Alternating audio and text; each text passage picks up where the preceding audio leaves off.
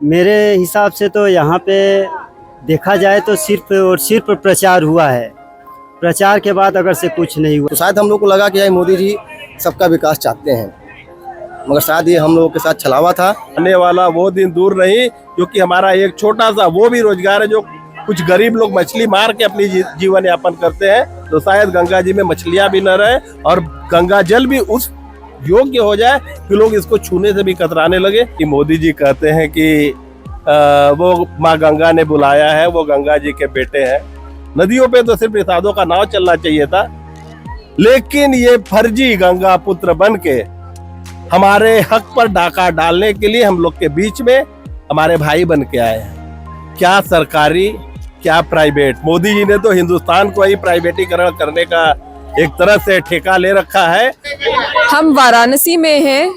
वाराणसी वो जगह जहां से प्रधानमंत्री नरेंद्र मोदी सांसद हैं और लगातार उनके तरफ से ये दावे और बाकी लोगों की तरफ से भी, भारतीय जनता पार्टी की तरफ से हमने सुना है कि घाट बहुत सुंदर हो गए हैं, सौंदर्यीकरण हो गया है, कॉरिडोर बन गया है काशी विश्वनाथ मंदिर जाने के लिए।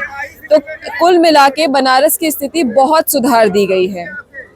आज हम आपको उसी बनारस की स्थिति पर कुछ और बातें बताएंगे कि यहाँ का जो नाविक समाज है उसकी क्या दिक्कतें हैं, इस सौंदर्यीकरण से उसका कितना नुकसान हुआ है, उसके रोजगार में क्या कमी हो गई है।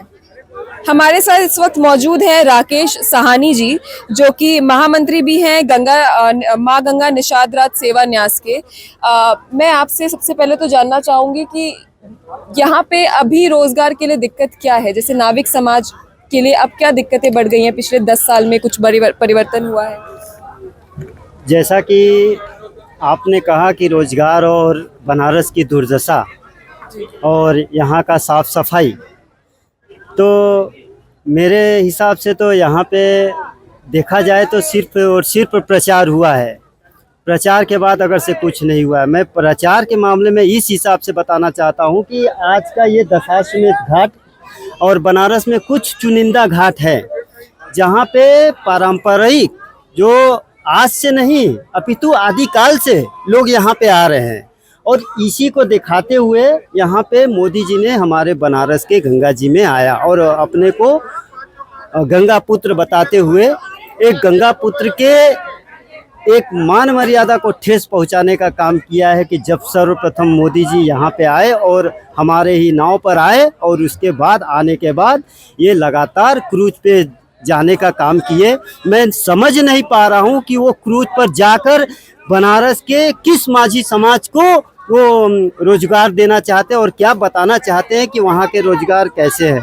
मैं तो यही कहूँगा कि कुछ चुनिंदे घाट पे लोग आते हैं, लेकिन अगर से अदर घाटों पे चले जाएं तो वहाँ पे कोई भी रोजगार नहीं है। लोग एक एक घाट पे एक एक कस्टमर के लिए 10-10 लोग लड़ रहे हैं। यहाँ का पूरा व्यवसाय क्रूज ने छीन लिया है, जबकि वर्तमान में 4 क्रूजें चल रही हैं, जिसमें 2 क्रूज जो है कि प्राइवेटेशन के नाम पे चल रहा है और 2 क्रूज आया था यहाँ के जैसे कि मालवाहक, और यहाँ पे मालवाहक का कोई काम ही नहीं है। मालवाहक का मतलब है कि कलकत्ता पटना से लेके आपका विंध्याचल चुनार है, जबकि गंगा जी की आज की स्थिति ऐसी है कि 80 से राजघाट में देख ली जाए तो कुछ बचे हुए हैं, लेकिन अगर से अदर पे चले जाइए तो क्रूज क्या नाव भी चलने लायक नहीं है।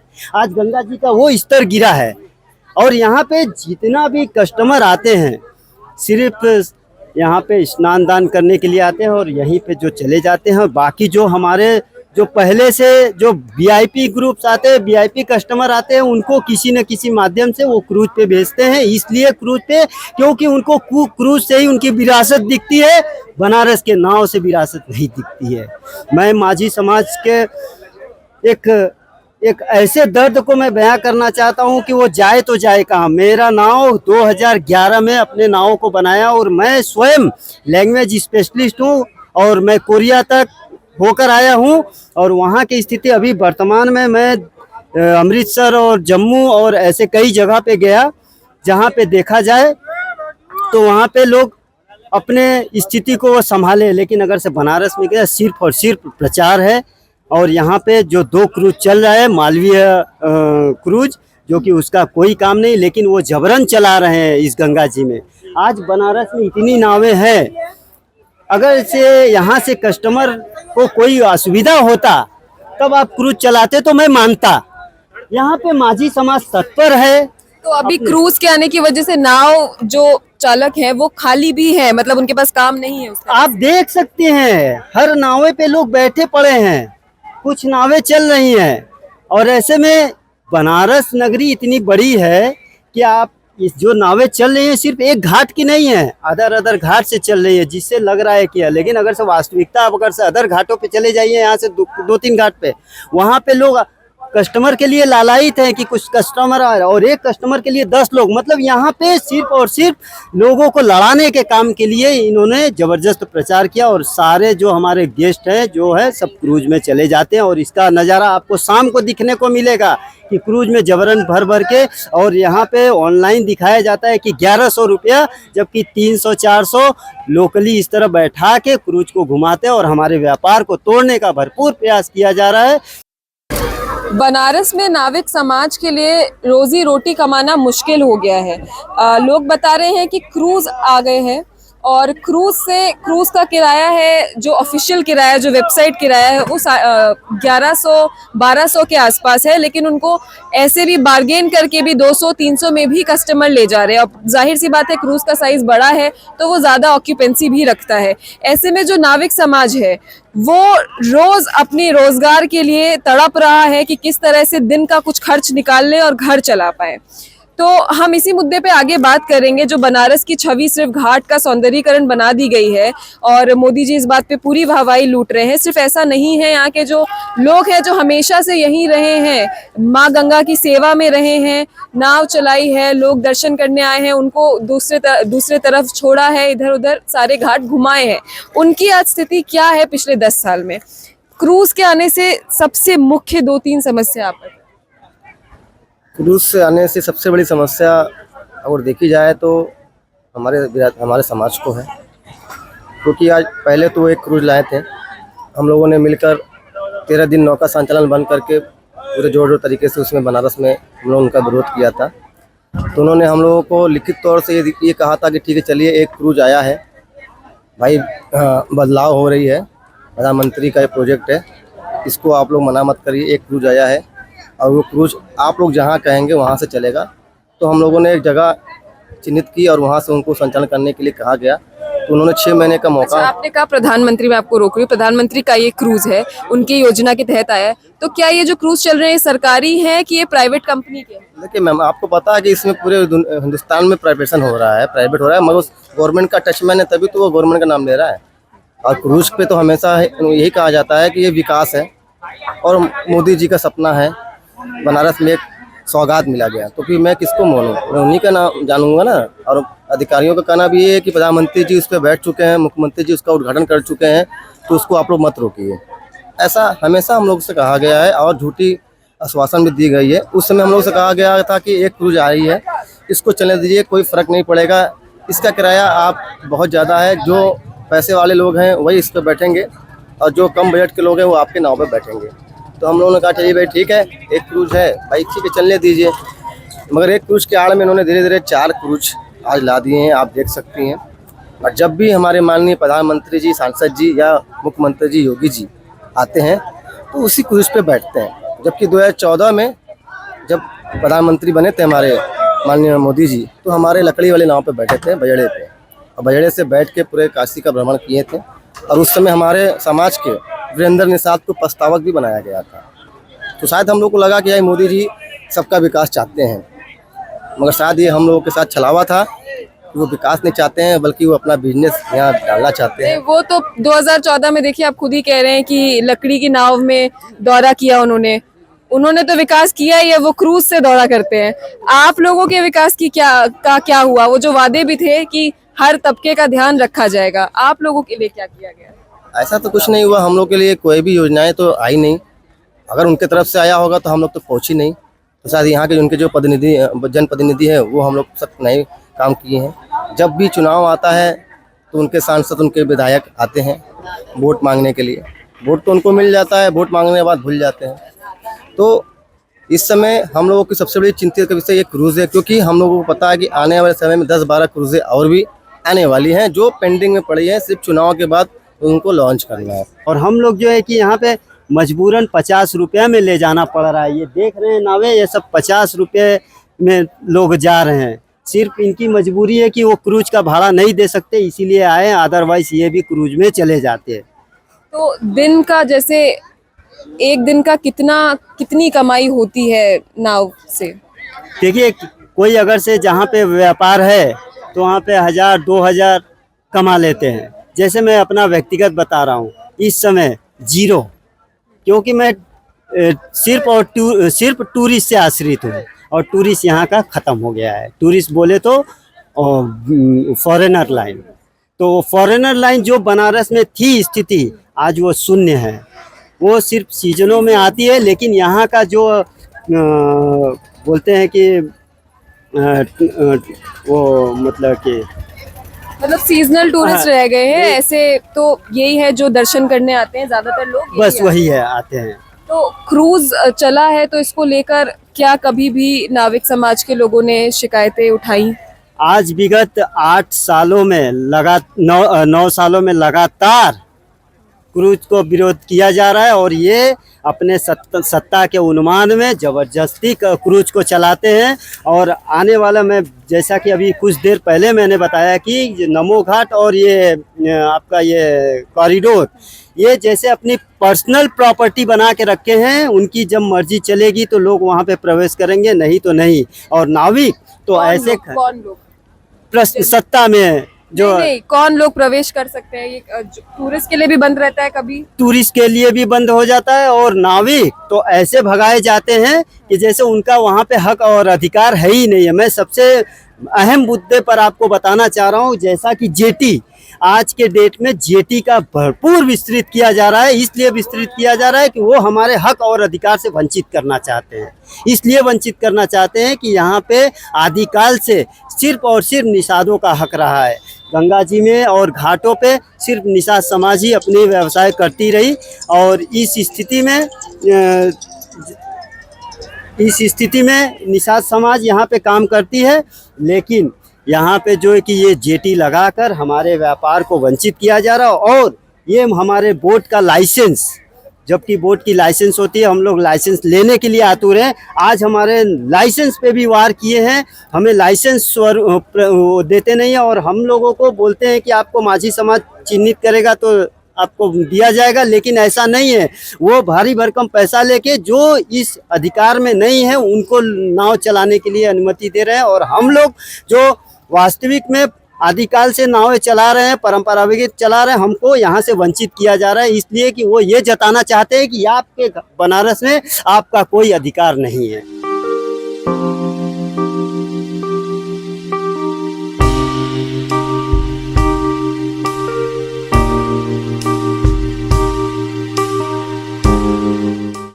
नाविक समाज की अगर आज कोई आवाज उठा रहा है तो वो है सिर्फ माँ गंगा निषाद राज सेवा न्यास। उनके अध्यक्ष हमारे साथ मौजूद हैं, प्रमोद माझी जी। हम उनसे बातचीत करेंगे और समझेंगे कि क्या दिक्कतें हैं, सरकार क्यों क्रूज लाई तो लाई, पर उसके बाद जो ये समाज है, निषाद समाज, इनकी कोई सुनवाई ही नहीं है। दिन प्रतिदिन उनका रोजगार कम होता जा रहा है।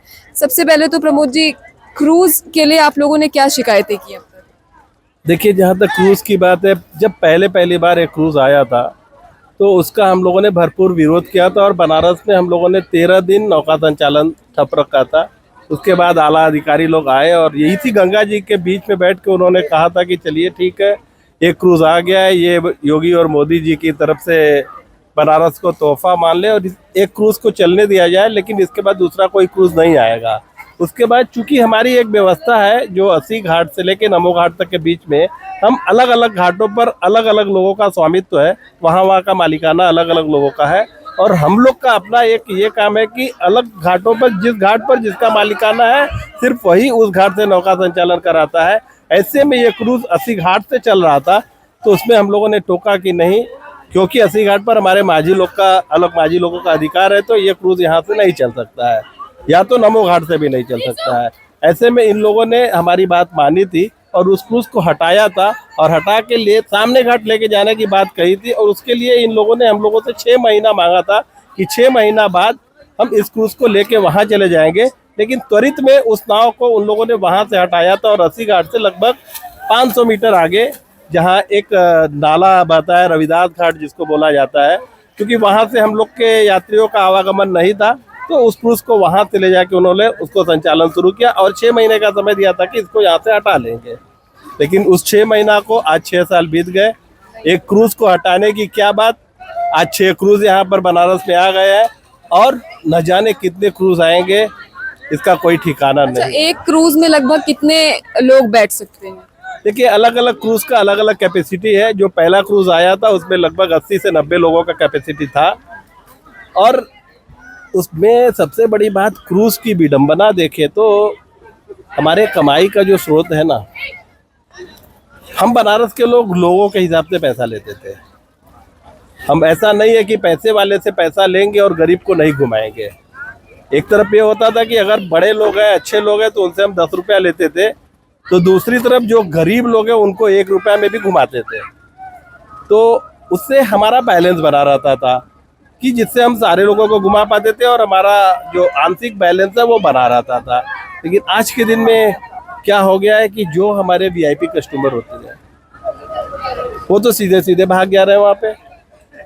जिस पैसे को बचा के हम लोग आने वाले बरसात में अपने जीवन यापन का स्रोत बनाते थे, वो हमारा अब ठप पड़ गया है, क्योंकि बरसात आते ही नौका संचालन बंद कर दिया जाता है। और ऐसे में नॉर्मल कस्टमर, वीआईपी कस्टमर, सबसे हमको वंचित हो जाना पड़ जाता है, क्योंकि नौका संचालन बंद। और एक बहुत बड़ी समस्या ये है कि हमारी नौका संचालन को तो बंद कर दिया जाता है, लेकिन वहीं ये क्रूज धड़ल्ले से चलता है। उनका ये कहना है कि इस क्रूज से कोई डर नहीं है, जबकि सच्चाई ये है कि अनादिकाल से जब ना तो किसी बोट में कोई सुरक्षा व्यवस्था का यंत्र होता था, तब भी हमारी छोटी छोटी नावें, आज तो हमारी नावें काफ़ी बड़ी हो गई हैं, छोटी छोटी नावें जो सिर्फ हाथ से चप्पू से चलती थी, न सिर्फ बनारस में, अभी तो बनारस नहीं, प्रदेश के कोने कोने में जहाँ कभी भी आपदा आती थी, बाढ़ आता था, यही हमारी बोट जाती थी और वहाँ लोगों का जीवन सुरक्षा करती थी। हर 6 महीने पे एक योजना आ जाती है और हर 6 महीने पे हम लोग के खिलाफ कोई ना कोई कार्रवाई इन लोग करने लगते हैं। अभी जैसे कि हमारे महामंत्री जी ने बोला है कि 2-4 घाट तो इन लोगों ने वाकई में वो अपना अधिपक हासिल कर लिया है, उस पर किसी की भी नहीं चलती है। नमो घाट है, नमो घाट पे कोई भी आदमी अपने मर्जी से कुछ नहीं कर सकता है, क्योंकि वो कहते हैं कि ये नमो घाट सरकार की है और बिना हमारी अनुमति के हमको यहाँ पे कोई भी एक कील भी नहीं गाड़ सकता है। जैसे कॉरिडोर है, कॉरिडोर पे हमारे समाज के साथ आप जाके बात कर लीजिए, वो कितने दिक्कत में, एक छतरी भी नहीं लगाने का इनको अलाउ है। और रही बात, आप यात्री की बात कर रहे हैं, आप जाइए, यात्रियों को गंगा जल भी छूने नहीं देते हैं। मैं झूठ नहीं बोल रहा हूँ, अभी वहाँ जाके आप सिर्फ 2 मिनट बैठ के देखिए, कोई भी यात्री आता है उसको तुरंत उसकी ड्यूटी लगी हुई है, उनको तुरंत भगा देते हैं। नहाने तो दूर, गंगा जल लेने नहीं देते हैं कॉरिडोर पे। ऐसा इसलिए क्योंकि उधर सफाई रखनी है ताकि फोटो वीडियो में ये दिखे कि ऐसा इसलिए नहीं है मैम, ऐसा इसलिए नहीं है क्योंकि वो घाट उस योग है ही नहीं है कि लोग वहाँ उतर के नहा सके और गंगा जल ले चुके, क्योंकि कई कैजुअलिटी हो चुकी है, वहीं कई हादसा हो चुकी है। और पानी वहाँ पे जो है, जहाँ पानी एकदम स्वच्छ था, सुंदर था, आज वहाँ पानी एकदम रुकी हुई है, क्योंकि इन्होंने जो घाट बनाया है, ये घाट एकदम गलत बनाया है। वहाँ पे लोगों को नहाने का जगह ही नहीं है। जब मोदी जी वहाँ स्नान किए थे तो उस समय साफ सफाई हो गया। अब तो पब्लिक तो मोदी जी की तरफ है, मोदी जी जहाँ जाएंगे वहाँ जाएंगे, तो पब्लिक के दिमाग में आ गया कि मोदी जी वहाँ स्नान किया था, वहीं से मंदिर गए थे, तो सारे लोग पागलों की तरह उधर जा तो रहे हैं, मगर वहाँ डंडा मार के उनको भगाया जा रहा है। पूरे देश के सामने ये इमेज है कि काशी को प्रधानमंत्री नरेंद्र मोदी ने चमका दिया है, और ये चमकाने की बात की जा रही है सिर्फ घाट के बेसिस पे की जा रही है। पर क्या बनारस सिर्फ घाट है? उसके अलावा भी कई समस्याएं हैं बनारस में। अब उन्होंने जो काशी विश्वनाथ मंदिर के लिए कॉरिडोर बनवाया है, उसमें कॉरिडोर में आपको क्या लगता है कि कॉरिडोर बनने के बाद से क्या बदला है? उसके पहले क्या चीजें खराब थी? देखिए, जहाँ तक कॉरिडोर की बात की जाए तो कॉरिडोर बनने के पहले ये बनारस अपना जो धर्म की राजधानी काशी हुआ करता था, क्योंकि परंपरा से ये रहा है कि काशी एक अद्वितीय नगरी है। काशी भगवान के त्रिशूल पर विराजमान नगरी है। इसका एक तरह से देखा जाए तो भूलोक से भी कोई अपना मतलब नहीं है। ये एक अलग ही लोक है जो भगवान का बसाया हुआ अपने त्रिशूल पर एक लोक है, और जिसको हम धर्म की राजधानी कहते हैं। तो ऐसे धर्म की राजधानी में जहाँ कॉरिडोर बनाया गया, इतना अधर्म हुआ कि अगर इसका व्याख्यान पूरे हिंदुस्तान में कर दिया जाए तो जिस चीज की वाहवाही लोग आज लूट रहे हैं कि कॉरिडोर बना, और जितनी जनता आज काशी में आ रही है, तो हमको तो नहीं लगता है कि एक भी इंसान ऐसा होगा जो काशी में आना चाहेगा। क्योंकि जब कॉरिडोर बनाया गया तो वहाँ पर बाबा विश्वनाथ के नाम पर तो कॉरिडोर बना, लेकिन बाबा विश्वनाथ के पहले से भी बने बनाए सैकड़ों मंदिरों का विध्वंस किया गया, और लोगों को इस तरह का बहलाकर कि अरे वो छोटे छोटे मंदिर थे। तो वास्तव में काशी की अपनी विशेषता है, यहाँ मूर्ति का पूजा नहीं, कीर्ति का पूजा होता है। जो छोटे होते हैं वही कीर्तिमान होते हैं। तो हमारे सारे कीर्तिमान मंदिरों का इन्होंने विध्वंस किया। भाई, मंदिर बनता है तो मंदिर का पुजारी होना चाहिए। मंदिर को सेवा करने के लिए लोगों की जरूरत है। अगर सेवा करने वाले लोग को रहना है तो उनके अपने भी जो नित्य कर्म है वो करने की भी व्यवस्था होनी चाहिए। तो इन मंदिरों में जहाँ एक तरफ भगवान का अपना डेरा था, तो वहीं तरफ उनके जो कर्मी है, सेवा कर्मी, उनका भी डेरा था। तो इस तरह से ये कह के कि ये मंदिर नहीं, इसको शौचालय बना दिए, चूंकि इनको इन सारे मंदिरों का विध्वंस करना था, कॉरिडोर बनाना था। तो एक तरह से पूरे बनारस के, काशी के अस्तित्व को ये समाप्त करने की ओर अग्रसर है। वहाँ सिर्फ दर्शन करने के लिए लाइन लगती है और कुछ नहीं है। वहाँ पे आप कोई भी पर्यटन आता है उसको घाट किनारे छूने तक नहीं देते हैं। इवन बगल में मणिकर्णिका घाट है, क्योंकि जब मणिकर्णिका घाट पे लोग दाह संस्कार करते हैं, फिर गंगा स्नान करने का एक महत्व है। तो वहाँ पे गंगा स्नान भी क्या वहाँ छूने तक नहीं देते हैं। वहाँ ड्यूटी लगी हुई रात 12 बजे से लेकर सुबह 6 बजे तक, फिर 6 बजे से लेकर रात 12 बजे तक वहाँ पे मंदिर प्रशासन का ड्यूटी लगा हुआ है। और हमारे समाज को वहाँ इतना दिक्कत है कि वहाँ के हमारे समाज धूप में खड़े होकर अपना काम करता है। वहाँ पे एक छतरी भी लगाने के अलाउ नहीं है, उनको बैठने तक नहीं देते हैं। इस तरह का व्यवहार वहाँ पे यात्रियों के साथ तो होता ही है, स्थानीय लोगों के साथ भी होता है। और जितना भी इन्होंने काम किया है, आप देख लीजिए वहाँ पे अपना झंडा गाड़ा हुआ है। ऐसा नहीं है कि बना के पब्लिक को दे दिया गया, ऐसा कुछ भी नहीं है। चाहे ना कोई भी चीज़ आपको देख लो, इन्होंने मंदिर बनाया तो क्या वहाँ आम पब्लिक को कुछ मिला, यहाँ लोगों को कुछ मिला? कुछ नहीं। अच्छा, कॉरिडोर का जिक्र किया आपने, कॉरिडोर से फायदा हुआ है कि नुकसान ज्यादा हो गया है? देखिए, कॉरिडोर बनने से लोगों का सोचना ये था कि अब जो भीड़ आ रही है वो कॉरिडोर के अंदर में समा जाएंगी। तो ये तो कहीं से मुझे नहीं दिख रहा है। आज भी आप देखेंगे लोग गलियों में लाइन लगाए हुए हैं, घाट पे लाइन लगाए हुए हैं। तो मुझे नहीं समझ में आ रहा है, ये लोग कह रहे थे कि 1-1 लाख पब्लिक उसके अंदर समा जाएगी। तो कॉरिडोर बनाने का फिर मतलब क्या हुआ? आज भी पब्लिक धूप में ही खड़ी है, लाइन में ही खड़ी है। अब कॉरिडोर तो बना दिए, भव्य बना दिए, 343 मकान तोड़ के 500 दुकान तोड़ के आपने बना दिया। वहाँ स्थानीय लोगों को उजाड़ के फेंक दिया आपने। आज वो लोग गांव में जाके रहने के लिए मजबूर हो गए हैं। अच्छा, जो ये क्रूज आए हैं और उससे भी पहले जैसे अभी भी कुछ लोग हाथ से ही नाव चला रहे हैं, तो अभी भी ये बोट कितनी होंगी जो हाथ से चला रहे हैं, क्योंकि बाकी बोटों में तो मोटर लगा है? देखिए, बनारस में हमारे बोटों की संख्या लगभग 1500 से 2000 के आसपास है। एक जमाना ये होता था कि 100% बोट सिर्फ रोइंग बोट होता था। हाँ, उसमें बहुत सारे बोट ऐसे होते थे जिसमें हाउस बोट होते थे, बजड़े जिसको, क्योंकि काशी में लोग बजड़ों में रहने का बड़ा शौक पाल रखे थे। हिप्पीज जो होते, वेस्टर्न हिप्पीज, वो लोग यहीं पर आके बनारस में बोट पे टिकते थे। लेकिन अब ऊपर का फरमान ऐसा आया कि हम उस व्यापार से भी वंचित हो गए, क्योंकि अब लोगों को बोट में ठहरने नहीं दिया जाता है। गंगा सफाई का बात करते हैं, गंगा सफाई के नाम पर बोटों में ठहरने नहीं दिया जाता है, जबकि ठीक इसका विपरीत है कि उसी क्रूज में सब कुछ किया जाता है। अच्छा, उस क्रूज से आपने गंगा सफाई की भी बात की, तो क्रूज से क्या पानी पर, गंगा जी पर कुछ असर पड़ेगा? उसके पल जैसे डीजल से चलता है वो? एकदम नंबर 1 की बात आप कर रहे हो। एक तरफ गंगा प्रदूषण की बात करते हैं, गंगा सफाई की बात करते हैं, दूसरे तरफ जो हमारे बोट चलते हैं इनका तो धुआं ऊपर निकल जाता है, वायु में वो परिवर्तित होके अपना सब कुछ क्लियर कर लेता है। लेकिन जितने भी क्रूज चल रहे हैं, ये सारे क्रूज डीजल से चलते हैं, लेकिन दिखावा वही हाथी के दांत खाने के और दिखाने के और। हमारे तो दांत दिखते हैं कि हाँ ये हाथी का दांत है, लेकिन इनके दांत जो है वो गंगा में समाहित हो चुके हैं। और इससे निकलने वाला धुआं सीधे सीधे गंगा जी में समाहित हो रहा है, जिससे काफी नुकसान आने वाले समय में होने वाला है। क्योंकि अगर इसी तरह से इन लोगों ने अपना वर्चस्व बना के क्रूज का संचालन किया तो आने वाला वो दिन दूर नहीं, क्योंकि हमारा एक छोटा सा वो भी रोजगार है जो कुछ गरीब लोग मछली मार के अपनी जीवन यापन करते हैं, तो शायद गंगा जी में मछलियां भी न रहे और गंगा जल भी उस योग्य हो जाए कि लोग इसको छूने से भी कतराने लगे। क्योंकि डीजल सीधे सीधे सारे क्रूजों का डीजल गंगा जी में समाहित हो रहा है। कई दुकानदारों को उन्होंने वादा किया था, लिखित तौर से दिया था कि मैं आपको दुकान भी दूंगा, मगर सारे लोगों को दुकानें नहीं मिल पाई हैं। तो आज भी वो भटक रहे हैं और दुकानें अगर मिली भी है वो ऐसे नहीं मिली है, कैश पेमेंट पे मिली है, 50-50 लाख रुपए दिए तब जाके मिली है। ऐसा नहीं कि उनको इसी तरह बना के दे दिया गया, ऐसा कुछ नहीं है। आप वहाँ के दुकानदारों से पूछ सकते हैं। मेरी बहन का भी वहाँ मकान था जिसमें 2 दुकान था, उनकी मकान भी चली गई, उनको दुकान भी नहीं मिला। आज वो गंगा उस पार रहने के लिए मजबूर हो गए हैं। उनको जो पैसा मिला उतने पैसे में बनारस में मकान नहीं मिल सकता, तो वो चले गए उस पार, मजबूर हो गए रहने के लिए। और रही बात निषाद समाज की, तो निषाद समाज तो गंगा के अधीन है, उनके पास कोई और व्यवसाय है ही नहीं।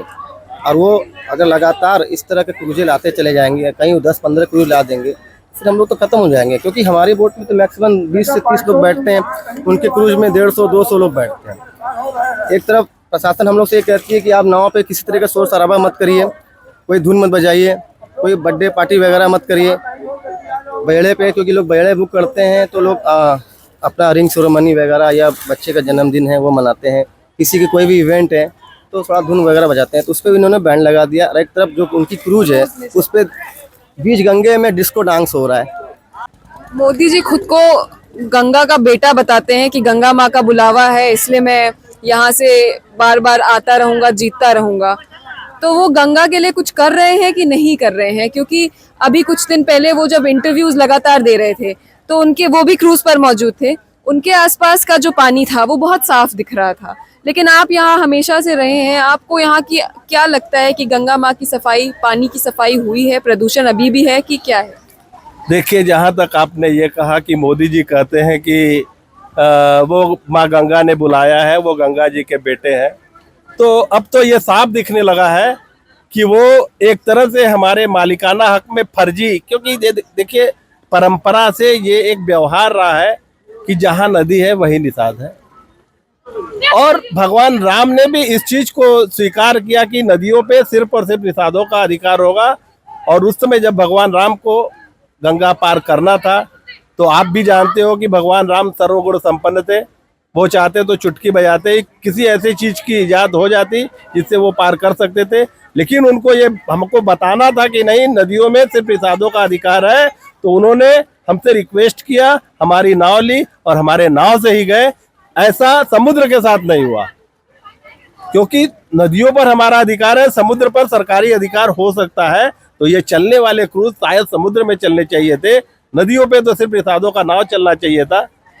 लेकिन ये फर्जी गंगा पुत्र बन के हमारे हक पर डाका डालने के लिए हम लोग के बीच में हमारे भाई बन के आए हैं। तो एक तरह से सिर्फ और सिर्फ दिखावटी बात है कि नहीं, हम भी तो गंगा पुत्र हैं, यदि आपकी नाव चलेगी तो हमारा क्रूज क्यों नहीं चलेगा? तो क्रूज ये चलाए ले जाके समुद्र में। नदियों पे तो सिर्फ निषादों का जो असली पुत्र है उसका अधिकार है। फर्जी जितने भी बेटे हैं, जो नकली गंगा पुत्र है, वो जाए समुद्र में, वहीं पर अपना मालिकाना दिखाए। हम अपने बीच में किसी भी नकली गंगा पुत्र को स्वीकार नहीं करते हैं। न सिर्फ इन्होंने, मैं तो कॉरिडोर की आप बात करो ना, न सिर्फ कॉरिडोर, इन्होंने तो गंगा जी को भी फाड़ने की कोशिश कर दी। आज से 2 साल पहले जो गंगा जी आज काशी में बह रही है, उस गंगा जी को ये दूसरे तट से ले जाने की पूरी कोशिश की और इसमें करोड़ों करोड़ रुपया का बर्बाद भी हुआ। ड्रेजिंग इन्होंने की और उसमें भी और भी चैनल के लोगों ने बहुत सारा इसमें अपना सहभागिता दिखाया और उसमें बहुत सारे लोगों ने अपनी तरह तरह की, बड़े बड़े वैज्ञानिकों ने भी बात कही कि नहीं ये गलत है, ये हो जाएगा तो ऐसा हो जाएगा। भगवान का दया था, माँ गंगा का आशीर्वाद था, उसमें मुझे भी इस चीज का मौका मिला तो हमने भी अपनी बात कही थी। हमने एकदम साफ साफ कहा था कि इस काम को करने से सिर्फ और सिर्फ 2 चीज होगा, या तो काशी के लोग गंगा से विमुक्त हो जाएंगे, या तो माँ गंगा असल में माँ गंगा है तो देश का करोड़ों करोड़ रुपया बर्बाद होगा, जो कि हुआ। उनके लाख कोशिश के बावजूद भी आज माँ गंगा अपने मूल रूप से जो उनका रास्ता भगीरथ के रथ से बनाया हुआ जो रास्ता है, उस रास्ते पर अपने आप को चलती हुई है। मोदी जी का जो प्रोजेक्ट था, क्योंकि उनको उस पार में टेंट सिटी बसाना था। टेंट सिटी क्या कभी मतलब अभी वो प्लान एक्टिव हो पाया कि सिर्फ कागज पे है टेंट सिटी का? नहीं, टेंट सिटी इन्होंने बसाया। और ये कितनी बड़ी विडंबना है, एक तरफ ये गंगा सफाई की बात करते हैं, गंगा सफाई के नाम पर हमारे क्रूज जो छोटी छोटी नावें हैं जो डीजल से चलती हैं, उसको रोकने की बात करते हैं। लेकिन दूसरी तरफ एक बड़ी आबादी को उस पार रेत में बसाने की पूरी तरह का इनका नीति होता है और टेंट सिटी बसाया जाता है। और लगभग 4 महीना 5 महीना न जाने कहाँ कहाँ किस किस देश से लोग आते हैं और उस टेंट सिटी में रहते हैं। और एक तरफ सफाई की बात, दूसरी तरफ इतने लोगों का इतना दिन का किया हुआ नित्य कर्म सब गंगा जी में समाहित होता है। तो ये किस तरह की गंगा पुत्र बनने की बात करते हैं। एक तरफ ये गंगा पुत्र कहते हैं और दूसरी तरफ माँ गंगा को ही एक तरह से दूषित करने पर आमादा है। हर जगह देखिए, एक जो जेटी भी लगता है ना, तो जेटी से भी गंगा जी प्रदूषित होती है, क्योंकि जेटी प्लास्टिक का है। और कोई भी सामान एक जगह आप स्थिर कर दो तो धीरे धीरे उसमें काई वगैरह लगने लगता है, जिससे प्रदूषण होता है। इसका प्रत्यक्ष प्रमाण है बनारस में जितनी भी जेटियां लगी हैं, उनके आसपास आप घूम के देख लो, वहाँ के गंगा जल को आप देख लो क्या रूप है। अगर वास्तव में मोदी जी को जरा सा भी चिंता है माँ गंगा की, हम लोग तो अपनी लड़ाई लड़ लेंगे, माँ गंगा फैसला करती है। तो माँ गंगा के बारे में इनको आज भी अगर जरा सा भी चिंता है, माँ गंगा को स्वच्छ रखना सकते हैं, चाहते भी हैं, तो ऊपर से टिहरी को तोड़ दे, नीचे से फरक्का को खोल दे, और माँ गंगा इनको इतना आशीर्वाद देंगी कि शायद ये अपने जीवन भर तो प्रधानमंत्री रहेंगे। अन्यथा अगर ये अपने इसी बात पर अटल रहे, अमादा रहे, तो शायद 2024 ही इनके ऊपर एक महाकाल का रूप धारण करेगा और यहीं से इनका सत्यानाश हो जाएगा। ये एक असली गंगा पुत्र माँ गंगा की गोद में बैठ के बोल रहा है कि अगर इन्होंने गंगा के साथ जैसे लोगों के साथ ये खिलवाड़ कर रहे हैं, माँ गंगा के साथ जरा सा भी खिलवाड़ किया तो वो दिन दूर नहीं कि इनका सत्यानाश तय है। सभी बोलते आ रहे हैं, भारतीय जनता पार्टी के सभी लोग, इवन मोदी जी खुद इस बात का प्रचार करते नहीं थकते कि मैंने अपनी सांसदीय सीट पर पूरा कायाकल्प कर दिया है। मैं बात करना चाह रही हूँ घाट के बारे में। उधर नमो घाट है, नमो घाट बहुत चकाचौंध से भरा, सुंदर, उसके बाद कॉरिडोर आ गया। उसके लिए भी आप लोगों में से ही बताया लोगों ने कि वहाँ सबको इजाज़त नहीं है जाने की। पर उसके अलावा ये जो सारे घाट हैं, ये तो अभी भी गंदे ही पड़े हैं। यहाँ पे किसी तरह का कोई ऐसा काम नहीं दिख रहा है। और ऊपर से अलग अलग ये जो पेंट किया गया, ये भी हटते हुए दिख रहे हैं। अगर मैं यहीं आसपास बैठ के इन्हीं घाट की बात करूँ, क्या सौंदर्यीकरण किया है सिर्फ 2 घाट का? देखिए एकदम आपने सही पॉइंट को पकड़ा है कि मोदी जी ने बनारस में बहुत काम किया है। तो निश्चित तौर पर काम किया है, बनारस में इतना काम किया है जो कि शायद एक आम इंसान कर भी नहीं सकता था, और शायद इंसान के बस की भी बात नहीं है कि उस काल में इतना काम किया जाए जब पूरा दुनिया त्राही त्राही मचा हुआ था। सारे प्रधानमंत्री, सारे लोग भीख मांग रहे थे। उस समय भी बनारस में इस कदर काम हो रहा था कि मत पूछिए। सारे तरफ एक तरफ से बंदिश लगा हुआ था, बंदी पड़ा हुआ था, लेकिन उसी समय कॉरिडोर में खूब धड़ल्ले से काम हो रहा था। कोरोना के वक्त की बात? मैं कोरोना के वक्त की बात कर रहा हूँ। सारे तरफ त्राही त्राही मचा हुआ था। खुद प्रधानमंत्री जी की तरफ से आह्वान होता था कि 1 रुपया प्रधानमंत्री कोष में डालो। एक तरफ लोग भीख मांगने के लिए आमादा थे, लेकिन दूसरे तरफ धड़ल्ले से काम हो रहा था। तो इसका मतलब साफ है कि काम करवाने का मतलब ही होता है कि उसमें से मिलने वाला उनका हिस्सा, जितना ज्यादा काम होगा उतना ज्यादा हिस्सा लोगों का होगा। एक पार्षद से लेके प्रधानमंत्री तक का सारे लोगों का हिस्सा बटेगा। तो आज के दिन में तो जितना काम होगा, और हमको तो लगता है कि जो सबसे बड़ा व्यापारी होगा वो सबसे ज्यादा काम करवाएगा। तो अगर मोदी जी व्यापारी है तो हाँ, उन्होंने काम किया है। काम तो ऐसा किया है कि आप सामने ही देख लोगे तो पुराने जमाने से वहाँ पीले रंग का बोर्ड लगा हुआ होता था, जो साल 2 साल में अगर उसका रंग थोड़ा फेड होता था तो भाई लोग आते थे, 100, 200, 300 खर्चा होता था, उसको वहां पर पेंट करके हाथ से लिखा हुआ, हाथ से उसको बना देते थे। लेकिन आज सारे घाटों पर लाखों रुपए का बोर्ड, वो भी एक काम है। और वो काम ये है कि मोदी जी के जो बहुत चापलूसी करने वाले लोग, चाटुकार लोग हैं, जो उनके इर्द गिर्द घूमते रहते हैं, उनको एक प्रोजेक्ट दे दिया गया है कि भाई तुम इसमें से कमा लो, लेकिन चुनाव के समय ध्यान रखना हमारा हिस्सा हमको पहुंच जाना चाहिए। ये सब तो काम की बात है, काम खूब हुआ है और काम जो नहीं होना चाहिए था वो भी हुआ है। अब इस काम को अगर लोग काम कहते हैं तो इसको मैं काम नहीं, इसको मैं व्यापार कहता हूँ। लोगों ने व्यापार खूब किया है और वो कायदे से दिख रहा है। जो नहीं होना चाहिए था वो काम हुआ है। आपने जैसे कोरोना का भी जिक्र हो गया हमारी बातचीत में, तो कोरोना के वक्त में मैं सिर्फ घाट की बात नहीं कर रही हूँ, आप शहर से ही हैं, बाकी लोगों को क्या मुसीबतों का सामना करना पड़ा? क्या उन्हें सरकार की तरफ से कोई मदद, जैसे हॉस्पिटल बेड, ऑक्सीजन सिलेंडर, या यहाँ पे भी रोड पे यही हालत थी कि किसी को कोई बेड नहीं मिल रहा? और एक और बात इसमें ये कि बनारस की तस्वीरें सामने आई हैं कि घाट पे लाशों का ढेर लगा हुआ था, कितनी सच है इसका? एकदम, देखिए, जहां तक आपने पूछा कि क्या लोगों को मदद मिला, तो मेरा अपना एकदम साफ फंडा है कि मैं जो बोलूं तो सत्य बोलता हूं, क्योंकि गंगा को पीता और इसी पर जीता हूं, और झूठ बोल दिया तो फिर अपना कोई मतलब नहीं बनता है। तो कोरोना काल में हमारे घर से लगभग 2500 बोरी राशन लोगों को दिया गया, लेकिन इसमें सरकार का दिया हुआ एक कंकड़ नमक भी नहीं था।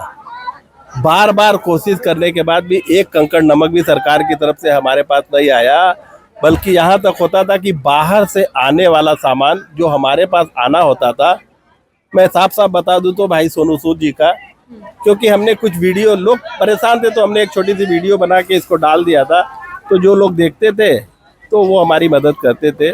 तो सोनू सूद जी की तरफ से आया हुआ हमारा जो सामान था 6 बार रोका गया, वो हमारे पास ना आके कहीं और दे दिया जाता था। 7वीं बार में उधर से ये बात आई कि भाई आपका सरकार का क्या मामला है हमें नहीं पता है, तो आप ऐसा करो कि पैसे ले लो, आप सामान बंटवा दो। हमने कहा नहीं, पैसे को मैं छूता नहीं। हाँ, अगर सामान आपको देना है तो ठीक है, मैं जिस दुकानदार को सामान के लिए बोलता हूँ उस दुकानदार से मैं आपकी बात करवा देता हूँ। फिर ये हुआ कि हाँ, दुकानदार से हमने बात करवाई, उन्होंने ऑर्डर दिया, हाँ आप 250 बोरी इनको दे दो। तो पैसा दुकानदार लिया, सामान मैंने उठाया। तो ये भगवान का देन है कि उस समय लोग जहाँ 1-1 किलो के लिए मरते थे, हमारे घर में एक अंबार लगा रहता था। नहीं, तब खुद को गंगा पुत्र कहने वाले नरेंद्र मोदी कहाँ थे जब उनकी काशी की जनता कोरोना जैसी महामारी के शिकार बन रही थी? तब उन्होंने क्या किया यहाँ की जनता के लिए? देखिए, सांसद तो थे ही ना। मेरे समझ से तो उनके द्वारा ऐसा कोई भी कार्य नहीं किया गया। हाँ, गुहार लगाई गई पूरे दुनिया से, चंदा मांगने की कोशिश की गई कि लोग परेशान हैं, चंदा डालिए, चंदा डालिए। मोदी जी की तरफ से तो यही फरमान आया था कि हमको लोगों के बारे में सोचना है, लोगों के लिए करना है, तो आपको फंडिंग करनी पड़ेगी। तो मोदी जी की तरफ से ये हुआ। अगर हमारे पास ऐसा कुछ भी आया होता तो शायद मुझे पता होता कि हाँ, मोदी जी के द्वारा ये किया गया। हाँ, गली गुचों में मैंने देखा है, मैं तो अपने समाज की बात करता हूँ और मैं खुद की बात करता हूँ, क्योंकि मैं समाज की अगुवाई करता हूँ। तो इनके किसी भी नुमाइंदे के द्वारा हमसे एक बार भी नहीं पूछा गया कि क्या आपके लोग संतुष्ट हैं, खुश हैं। वर्तमान में हमको अपना भविष्य हम लोग को अंधेरे में दिख रहा है, क्योंकि ये 10-12 क्रूज का प्रोजेक्ट इन्होंने डाल चुका है और वो चुनाव के बाद आना है।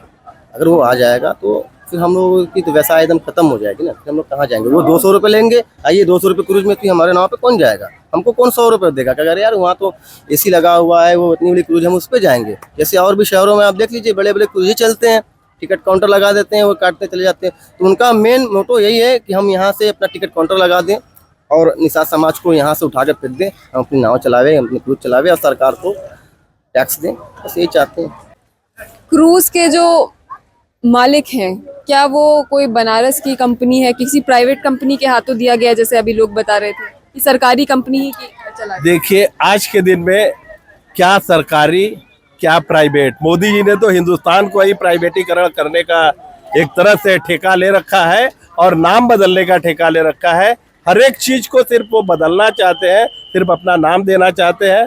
तो देखिए, चूंकि अगर हम इसकी खिलाफत करते हैं तो सरकार के लोग इसके विरोध में खड़े होते हैं। तो इसका मतलब साफ साफ होता है कि कहीं ना कहीं से ये मोदी जी की एक साजिश है जो दिखाते हैं प्राइवेट है, लेकिन यदि प्राइवेट होता तो उनको फर्क पड़ना चाहिए था। जब हमने विरोध किया तो शासन प्रशासन के सारे लोगों ने हमारे सामने आके अपनी बात रखी थी। तो इसका मतलब साफ है कि ये सरकार की तरफ से दिया हुआ अपने चाटुकारों को एक तोहफा है कि आप इस लाइन से कमाओ और हमको हमारा जो कमीशन है, हमारा चंदा है, वो देते रहो, आप यहाँ से लूटो। ये मोदी जी का अपना एक फंडा है। देखिए, सच्चाई तो यह है कि वो दिन दूर नहीं जब पूरा हिंदुस्तान गुजरातियों का हो जाएगा, क्योंकि किसी भी बनारस नहीं, हिंदुस्तान के किसी भी काम के प्रोजेक्ट के मूल में आप जाइए तो आपको दिखेगा कि उसका असली जो मालिकाना काम करने वाला जो असली अधिकारी है वो गुजराती है। तो कहीं ना कहीं से जो भी इसका असली अधिकारी होगा वो गुजराती होगा। और हमारे हिंदुस्तान की जनता अगर इस चीज़ से अभी भी नहीं समझ पाई तो वो दिन दूर नहीं होगा जब पूरे हिंदुस्तान पर सिर्फ और सिर्फ गुजरातियों का अपना राज होगा। बाकी सारे लोग, वहाँ के लोग सिर्फ नौकर बन के रह जाएंगे। 1 जून को वोटिंग होनी है यहाँ पे, तो मुद्दे ये भी उठेंगे कि मुद्दा सिर्फ है कि कॉरिडोर बन गया है और घाट सुंदर हो गए? मुद्दाएं जो दिख रही हैं वो सामने हैं, लेकिन मुद्दा ये नहीं है। मुद्दाएं तो सर्वप्रथम हमारे व्यापार से है और ये सबके मन में है। लेकिन सबसे बड़ा डर, जो समाज को डर है, यहाँ पे पहले भी माफिया राज चल रहा था, आज भी माफिया राज चल रहा है। पहले तो लोग गोली बंदूक दिखा कर करते थे, आज तो ये धमकाते हैं कि अगर से मेरे पार्टी में नहीं आओगे तो मैं तुम्हारा जीना दुश्वार कर दूंगा। और यहाँ पे ऐसे कई चीज़ों को दिखाकर यहाँ पे हम लोगों को परस्पर प्रभावित, लेकिन यहाँ का निषाद समाज जानता है, डरा हुआ है, वोट साइलेंट है। 1 जून को वोटिंग होगी, भरपूर मतदान होगा, माझी समाज मिलकर वोटिंग करेगा, लेकिन न्याय के ऊपर वोटिंग करेगा। ये माझी समाज परस्पर जान चुका है। तो देखिए, काशी की बात करते नहीं थकते हैं प्रधानमंत्री की। काशी एक मॉडल की तरह पेश होना चाहिए पूरे देश के सामने, जिस स्तर का विकास काशी में हुआ है। पर प्रधानमंत्री ये भूल जाते हैं कि काशी, बनारस, वाराणसी सिर्फ घाट नहीं है। घाट के अलावा वो एक शहर है जहां लोग रहते हैं। वहां की क्या समस्या थी, खाली घाट चमका देने से कुछ नहीं होता है। यहाँ हम बात कर रहे थे नाविक समाज के मुद्दों की, तो नाविक समाज के भी मुद्दे कई सारे थे। कोरोना के वक्त उनको कोई सहायता नहीं मिली, उनको उसके बाद भी कोई सहायता नहीं मिली। हालांकि उनका रोजगार छीनने के लिए क्रूज ला दिए गए, टैक्सी ला दी गई। लगातार लड़ाई लड़ी जा रही है नाविक समाज की तरफ से कि उनका हक उनसे ना छीना जाए, क्योंकि पहला अधिकार गंगा माँ पे उनका है। क्योंकि सालों साल से वो, उनकी कई पीढ़ियां यहाँ पर नाव चला रहे हैं। उनसे ज्यादा समझ पानी की किसी और को नहीं है, माँ गंगा पे उनसे ज्यादा हक किसी और का नहीं है। और लगातार ये हक छीनने की कोशिश की जा रही है। तो अभी आपने बातचीत में सुना कि किस तरह से प्रधानमंत्री नरेंद्र मोदी जो है वो अपने खुद के नाम के जो घाट है, नमो घाट, वहाँ आते हैं, वहाँ क्रूज पे अपना शूट करवाते हैं, इंटरव्यूज देते हैं, चमकती हुई गंगा उस एरिया की दिखाते हैं। पर वो इधर नहीं आते हैं, वो ये नहीं दिखाते हैं कि घाट की क्या दशा है, वो ये नहीं दिखाते हैं कि नाव चालक जो है उनकी क्या स्थिति है, वो रोजी रोटी नहीं कमा पा रहे हैं। और यहाँ तक कि जब वो आते हैं ना, सारी गंदगियों को पर्दा लगा के ढक दिया जाता है कि नहीं कहीं किसी तरह से किसी कैमरे में ये ना आ जाए कि अरे बनारस की ये दशा है। तो सारे गलीज को पर्दे से ढक दिया जाता है। सिर्फ जिस चीज को वो दिखाना चाहते हैं उसी चीज को दिखाया जाता है, सिर्फ सफाई को दिखाया जाता है। अब अगर वास्तव में काशी के बारे में सफाई की बात करना चाहते हैं तो काशी की सफाई यही हुई है कि हाँ, अगर अंतरात्मा को मार के इस शरीर को सोने की बनाने की कोशिश की गई है तो माना जा सकता है। लेकिन काशी तो उसकी जो मूल है, उसका अस्तित्व है, उसको पूरी तरह से समूल नष्ट करने की कोशिश की गई। क्योंकि न सिर्फ बाबा विश्वनाथ के इर्द गिर्द सारे मंदिरों का विध्वंस किया गया, बल्कि आपने पूर्व में सुना होगा कि गंगा जी को भी फाड़ने की कोशिश की गई। तो ऐसे में ये कौन से पुत्र हैं, ये लोगों को सोचने की बात है, लोगों को समझने की बात है कि ये वास्तव में असली माँ गंगा के पुत्र हैं या माँ गंगा का नाम लेके ये हिंदुस्तान को छलने आए हैं। और ये लोग भी खुद को सबसे अलग ना समझें, इस तरह का भेदभाव जो ये रोज़ झेल रहे हैं वो ना झेलें।